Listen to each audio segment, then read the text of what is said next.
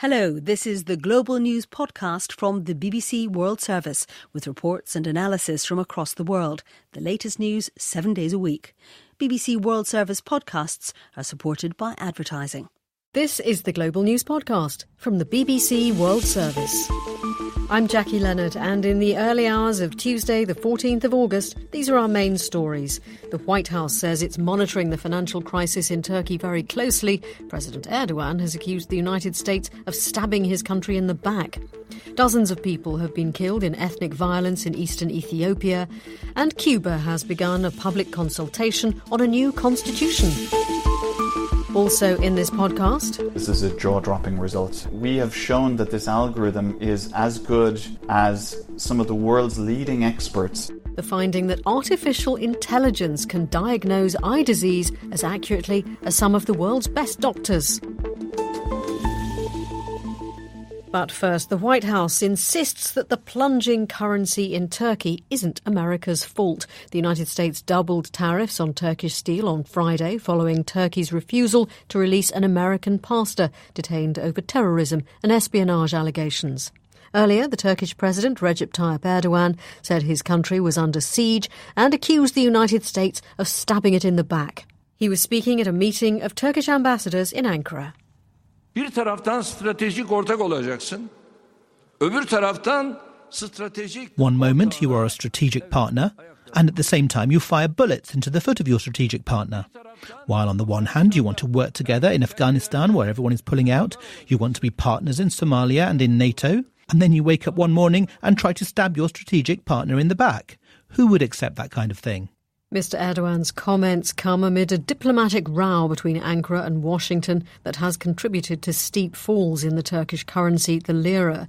Julian Marshall spoke to our correspondent Mark Lowen in Istanbul about the precarious state of the Turkish economy and also the origins of the decline in US-Turkish relations.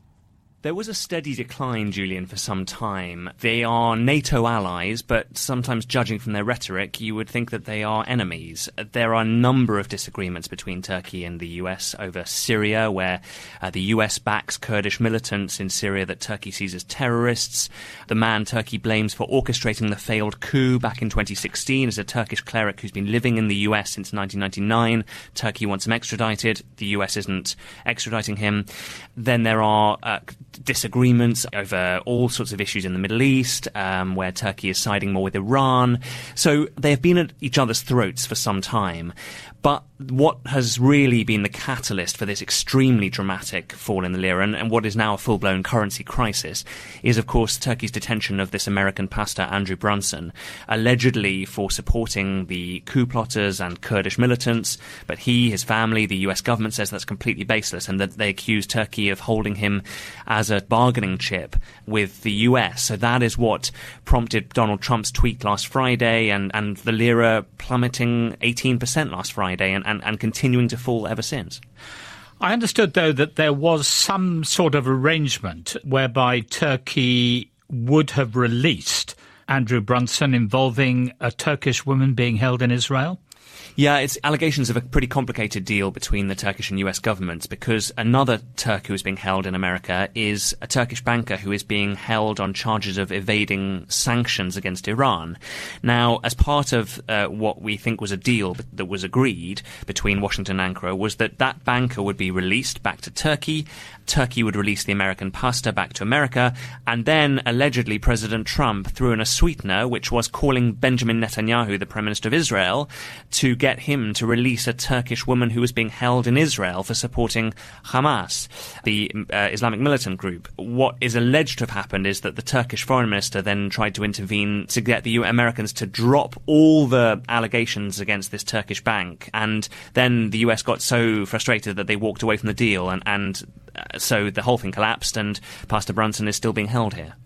Is the stance that President Erdogan is taking against the United States popular with his supporters? Very popular with his support base, which is nationalist, which is addicted to conspiracy theories. So when he talks of foreign plots and an economic war and a matter of Turkey's survival, his nationalist support base loves that. And Turkey is a nationalist country. So even if you're not an Erdogan supporter, there are a lot of people who are rallying behind their president. But, of course, Julian, when the lira has lost over 40% of its value against the dollar this year, people are worried about paying loans back in foreign exchange that they took in dollars and euros, that their salaries are losing value. So, there is anxiety here, even though a lot of people are trying to put a brave face on it. And, of course, you're having stunts of, Turkish businessmen who are sort of burning dollars in Taksim Square in the centre of Istanbul in a symbolic show of support for their president. But that's not exactly going to break the lira's fall. That was Mark Lowen in Istanbul. Officials in Ethiopia say at least 40 people have been killed in the east of the country. A spokesman for the Oromia region where it happened said all of the dead were ethnic Oromos. Thousands have been killed and more than 1 million displaced in recent clashes between the Oromos and the Somalis in eastern Ethiopia. Our Africa editor Mary Harper told us more about the victims. This is the biggest ethnic group in Ethiopia, and the Oromo region has a huge border with the Somali region in eastern Ethiopia. And most of the dead are said to be civilians, but also some regional security forces. This is form of violence that has been going on for decades and decades. Ethiopia has got this system. It's a federal system, and different ethnic groups are sort of put in different regions. And especially when you have pastoralist communities along the border regions, you do have clashes. So historically, the Somalis and the Oromos have been peoples who have clashed over land and water. So if the violence, as you say, has been going on for decades, tell us more about the group that is said to be behind these killings. Yeah, the group that's been accused of killing these Oromos is this much feared paramilitary force called the Liu, which is a Somali regional police force, essentially. It was set up as a counter-terrorism force to deal with a Somali rebel group that has recently declared a unilateral ceasefire. But they are much feared not only by neighbouring Oromos, but within the Somali region itself. But at the same time, they have got things like the Somali Islamist group Al-Shabaab to deal with. They have their own rebels. But then when they cross over into other regions, as they have done allegedly, and kill members of different ethnic groups, obviously this causes massive tension in the region. And is the violence in the region escalating? It has been going on for several months now, and it's been really bad. About 1 million people have been displaced, about 1,000, in fact more than 1,000 killed. And what's sort of in a way surprising about it continuing is that Ethiopia now has this new prime minister who's been introducing huge reforms all over the country. And indeed, one thing that he's being seen as sort of orchestrating is the removal from power of the president, the regional president of the Somali region, a few days ago. So some people are saying, why are these killings continuing when there's a different president in charge now of that particular region who's more sympathetic to the central authorities? They're asking, why are the Somali paramilitaries still going after the Oromos, even though you don't have this very ruthless regional Somali leader? That was Mary Harper. To Afghanistan now, and the big question is who controls the city of Ghazni, an important centre on the main highway linking the capital Kabul with the south of the country. NATO, US forces and the Afghan government say an attack by the Taliban that began last Friday has failed, but BBC sources on the ground say fighting is continuing in some parts of the city. It's reported that 140 Taliban have been killed. Other reports say nearly 100 Afghan soldiers and police died. Wais Ahmed Barmak is the Afghan Interior Minister. This is what he told us. The government is fully in control of Ghazni, and our reinforcements have arrived. Our top security leaders, they are already in the city. The Taliban have started fleeing from the outskirts of Ghazni, so the situation is fully under our control. Our clearing operations have already started since 10 o'clock in the morning, but the cities and the outskirts of the city, they are all fully under the control of the government. Information from Ghazni has been hard to come by because telephone lines are down. But Julian Marshall has been speaking to the UN Acting Humanitarian Coordinator in Afghanistan, Dr. Rick Papercorn. It seems, and that is unconfirmed reports from humanitarian sources, it seems that fighting tonight has been subsiding. What we understand that the key government offices and a lot of the critical infrastructure seem to have been damaged, and the communication networks are down, electricity supply, etc., which also resulted in water shortages due to the dysfunctioning of water pumps. The other issue is that there was a lot of IEDs placed, it seems, in the roads towards Kabul. There was so-called Highway 1 to the north and south, and there were a lot of those roads were actually pretty unsafe, so it was very difficult for civilians or aid workers to travel safely. What we know about the humanitarian situation, and again, I want to make the point, it's unconfirmed reports, that there's between 110 and 150 civilian casualties. Again, the numbers need to be verified and are expected to rise. We know that some patients were able to reach the first aid trauma post outside the city, and a number of patients, approximately 20, have been transported to Kabul through an NGO. Could I just interrupt you there? I mean, you're talking about patients being transferred to Kabul. Is there any way of treating them in Ghazni itself? Ghazni has a provincial hospital, which is very much functional, but unfortunately, reportedly, very overwhelmed by the high number of casualties arriving. There's, what we understand, 8 surgeons currently working in the hospital operations theater. The problem is that due to the ongoing fighting from the last couple of days, a lot of residents were unable to safely reach or bring injured persons to the hospital, indicating that the people actually in need is even much higher. The medication and medical supplies are reportedly running low. So you would like the fighting, presumably, to stop as soon as possible so that these civilians can get medical treatment, those trapped in their homes can get out and get whatever they need. Yeah, definitely. So there's no UN presence in Ghazni, but there's approximately 25 to 30 NGOs who are implementing humanitarian programs in the province through the UN and humanitarian partners. We're also trying to bring in trauma kits, essential drugs, medical supplies, etc. And to, of course, allow the severely wounded to be transported out of Ghazni when needed, etc. And also let people go out. Yes, so very much we would hope for a humanitarian pause. The Acting UN Humanitarian Coordinator for Afghanistan, Dr. Rick Papercorn. The Indonesian capital, Jakarta, is one of the fastest sinking cities in the world. In the past decade, the north of the city has sunk by 2.5 metres and in some parts is sinking by 25 centimetres a year.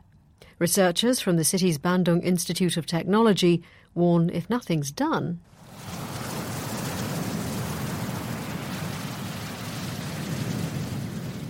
Jakarta could be submerged by 2050. The BBC World Service Environment correspondent Navin Singh Khadka explained why. We can call it triple trouble. So what's happened is the sea level rise, the Java Sea, as other seas, it's coming up. And then within the city, this mega city, what's happened is there has been this unsustainable extraction of groundwater, which causes the land to sink. And as if that was not enough, the natural safeguards like mangroves, wetlands, all disappeared in the quest to achieve that megacity, all the infrastructures, highways, flyovers and whatnot. It's all gone.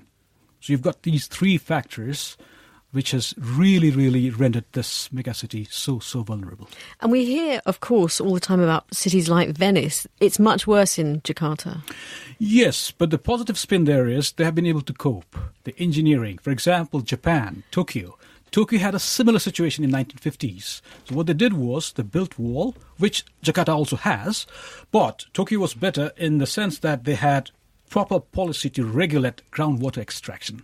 So few years down the line, it was all corrected. It was all good. But this is something Indonesia has been struggling with. And are people who live in Jakarta experiencing knock-on effects from this? Are they feeling it?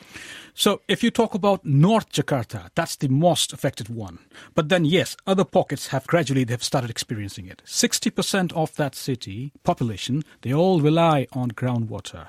And that's a big question. Why? Why is that city still doing that? Why has there been no piped water supply? And it takes us to the issue of governance. And talking about governance, what is the solution and what are they doing about it? So the government has been talking about regulating this, checking out, and then we will take care of this. But this has been going on for some time. As other issues, implementation is a huge, huge issue. And there are allegations of corruption and bad governance and so on and so forth.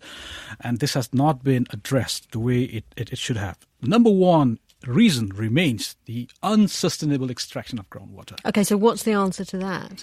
The answer to that is you'll have to assess what's the supply scenario, demand scenario, and where do you get it from. If you just let people extract water, they will do it. If you don't give them the viable alternative, that's the way it is. Companies do come in, people will extract water, they'll have to survive. But as you do that, you are sinking your land, and there are 13 meandering rivers. Those rivers many of them are above land. Definitely they will burst the banks and come to your home. Navin Sinkadka. Still to come in this podcast. Up to 80% of a production's budget can be swallowed up by cast wages, and critics say that results in wobbly sets, shoddy costumes and poor scripts. Television actors in China are to have their pay capped following an outcry about their large salaries. But first, Cuba has begun a 3-month period of public debate about its new constitution, which omits the aim of building a communist society in favour of simply focusing on socialism. It also recognises private property and opens the door to gay marriage. From Havana, Will Grant reports. Ordinary people have their doubts about some of these steps, in particular about how they might benefit from the plan to allow private property. Perhaps the biggest debate, though, will be over the legalisation of same-sex marriage. The measure is backed by Raul Castro's daughter, Mariela Castro, who heads the country's Sexual Health Institute. But it's roundly rejected by the church, and several denominations have been active in distributing material against including gay marriage in the constitution. Many pastors have directly instructed their congregations to vigorously oppose the measure at these public debates. That was Will Grant in Cuba.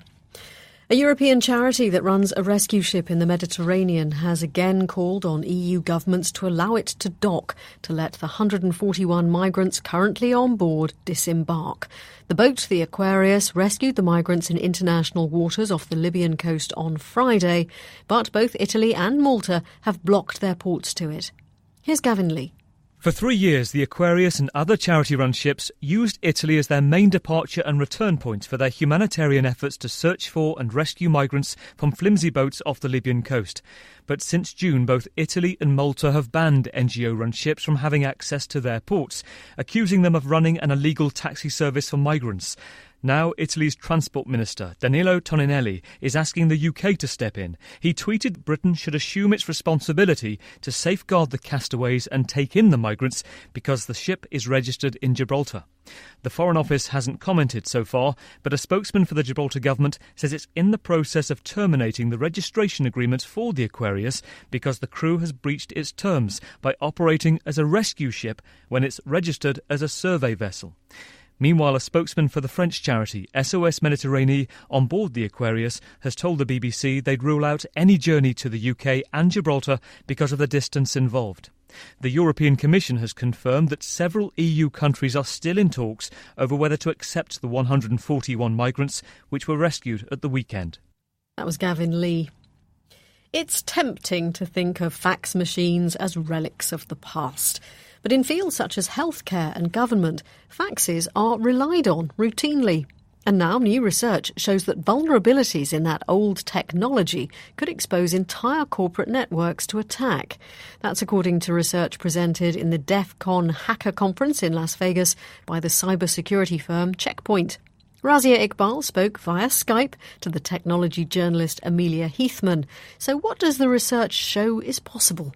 So the research is showing that a hacker could send a specially created image file to the fax machine. And if they encode malware into this image file, this could then get uploaded into the fax machine, which will be decoded, and then that upload goes into the fax machine's memory, and then that could access the network that the machine is connected to. So it could then spread across the network. It could impact sensitive data, or it could just lock down every computer that's connected to it. OK, so given that this security hole has been discovered in the fax protocols, is it possible to correct it? Yes, so when Checkpoint were specifically looking at HP all-in-one fax and printer, they've already told HP about the vulnerability, and HP have already issued a patch for the security data on their website. But obviously, they just only focused on one specific company, HP. If you have a different product in your office, say it's a Canon, for instance, Checkpoint recommended that you should go and speak to, whoever creates the fax machine in your office and check with them if they've issued a patch for it as well. There may be lots of people listening who will just say, well,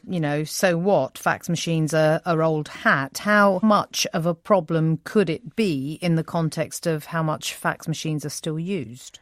Well, there are over 45 million fax machines in use by businesses across the world for things like healthcare, legal and banking. And in particular, in many countries, email isn't considered evidence in court. So that's why lots of businesses are still using fax as a way to handle specific documents and legal processes. I mean, last year we had the WannaCry and the NotPetya malware attacks that took down things like the UK's National Health Service. It took down the NotPetya attack, affected the Ukrainian government.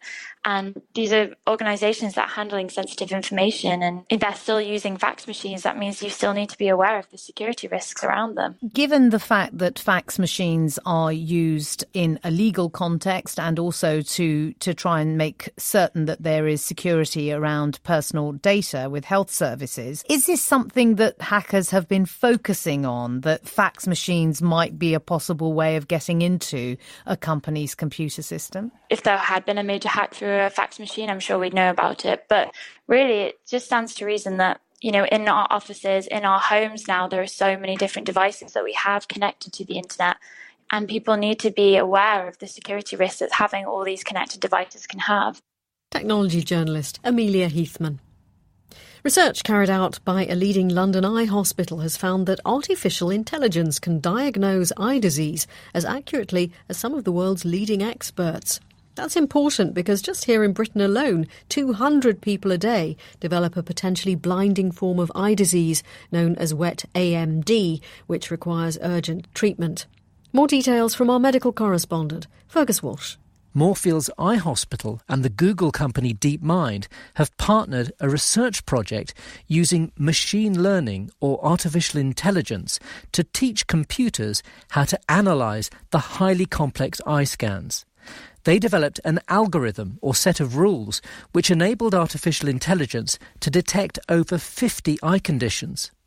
In an analysis of 1,000 patient scans, AI was as accurate as leading ophthalmologists in diagnosing disease and crucially did not miss a single urgent case. Dr. Piers Keane is leading the research at Moorfields. This is a jaw-dropping result, and I think that it will make most eye specialists gasp, because we have shown that this algorithm is as good as some of the world's leading experts in interpreting these scans. The aim here is not for machines to replace doctors, but for AI to free up clinicians to spend more time with patients.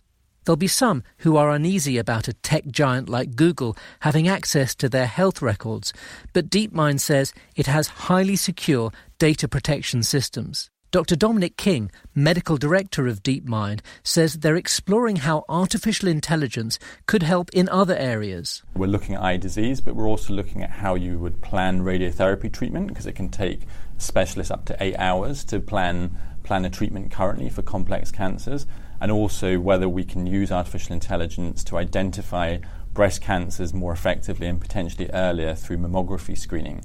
The eye research results, published in the journal Nature Medicine, are so promising that, subject to further trials, AI is set to play a key role in the NHS within a few years. That was our medical correspondent Fergus Walsh. This year's Edinburgh Festival, one of the largest arts events in the world, is underway in the Scottish capital. There are 300 venues and almost 4,000 shows, with comedy the main draw for many visitors. The big focus this year is Britain's departure from the EU, just 7 months away. Our arts correspondent Vincent Dowd has been to Edinburgh to sample the comedians' take on Brexit. The Edinburgh Fringe programme, all 450 pages of it, doesn't usually reveal themes. But this year, there's Brexit. Character comedian Kieran Hodgson is even looking back to the first UK referendum on Europe in 1975. The European National Anthem welcoming you back to this referendum results programme. Yes is now showing at 67% and the no vote at 33%. One meme is young comedians contrasting their Remain instincts with Brexit-loving parents. And I was wondering if I could maybe do my new show all about you. So long as you put in that song you wrote to help you memorise all the EU intergovernmental institutions. Many of the fault lines that were exposed then are similar to the ones that have been exposed now, ones of class, sovereignty, and whether Parliament should decide or whether the people should decide, and where you draw the line on that. I was at pains to try and understand and present the opposing viewpoint, and also there are prejudices on both sides, I think it's fair to say. So how about brightening up the debate with a bit of sexy burlesque? Please make some noise for Johnny Woo's All-Star Brexit Cabaret! The cabaret songs are by Richard Thomas, and again, that contrast with Mum and Dad. I can't see into the future. I don't know what's going to happen 15 years from now, but my dad knows, because he remembers what it was like before we went into the EU, yeah. Iceberg lettuce, salad cream, Russell Harty, processed ham. Richard Thomas doesn't like the term satire. It doesn't sell tickets.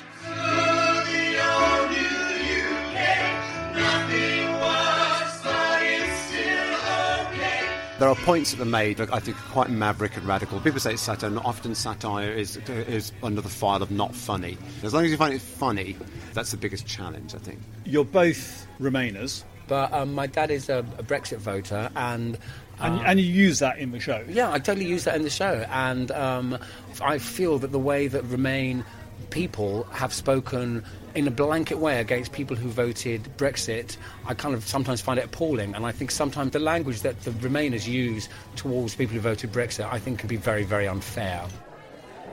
Jacob Hawley is a young stand-up from industrial Stevenage. He's a Remainer, but his show probes middle-class resentment of Leave voters, such as his parents. Reaction to Brexit has been as worrying as the vote itself. For my family, the reason that they personally did it is they're just not happy with the way things are. They just wanted to shake things up. They wanted to change. And if the change is leaving the EU, that's the change they want. Stand-up and impressionist Matt Ford is an avowed Remainer. It's good that we can laugh about the things that are going on in the world. It's an important thing to do. But it's also important to reflect. And I've thought long and hard about whether to do this or not. Be the change you want to be in the world. A former political advisor, Matt Ford is sure Brexit's a mistake, but he admits, for a satirist, it provides endless material. There is a marked difference in people's enthusiasm and desire to be informed, and particularly to seek out political comedy than there was, say, under the coalition. People just want to see it more, and I think there's people are more tuned in. Obviously, it's a major issue that people know will affect their lives. So there's just the market for it is so much bigger. One thing I learned from working in politics is most people are not listening to what you're saying. Most people are busy, family lives and work lives. They're stressed. Politics doesn't really register. But at certain times, when you get these huge binary issues that divide people, that's when people really tune into the sort of stuff, hopefully, that I'm doing. Producers have until March to say if their acts are planning to return to Edinburgh next time, and to announce what those shows will be called. It's early days, but it seems unlikely the word Brexit will disappear from the Fringe programme in 2019.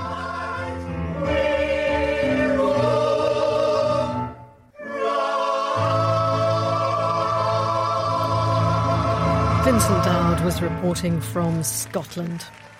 Television actors in China are to have their pay capped following an outcry about their large salaries. Stars will now be paid a maximum of $145,000 per episode. Still a huge amount, but only a fraction of what top US stars make. Charlotte Gallagher has this report. 黑袍无视重重禁止，攻入皇城。 The television drama Fighter of Destiny, starring one of China's most popular actors, Liu Han. It's believed he was paid more than $17 million for the programme, which, despite the lavish special effects, received awful reviews. The Chinese entertainment industry has become dominated by stars like Liu Han and his girlfriend Guan Xiaotung. They've even been dubbed fresh meat for their youth and good looks. Up to 80% of a production's budget can be swallowed up by cast wages, and critics say that results in wobbly sets, shoddy costumes and poor scripts. Under the new plans, star salaries would be capped at a maximum of 40% of the production costs. And it's not just the huge salaries that have angered fans. Some of the country's highest paid actors have been implicated in tax evasion schemes. Several production companies have said they'll blacklist and report any celebrities attempting to defraud the authorities. That was Charlotte Gallagher, who also has a huge salary and wobbly sets. And that's it from us for now, but there will be an updated version of the Global News podcast later. If you would like to comment on this one or the topics covered in it, do please send us an email. You know where we are by now. It's globalpodcast@bbc.co.uk. I'm Jackie Leonard, and until next time, goodbye.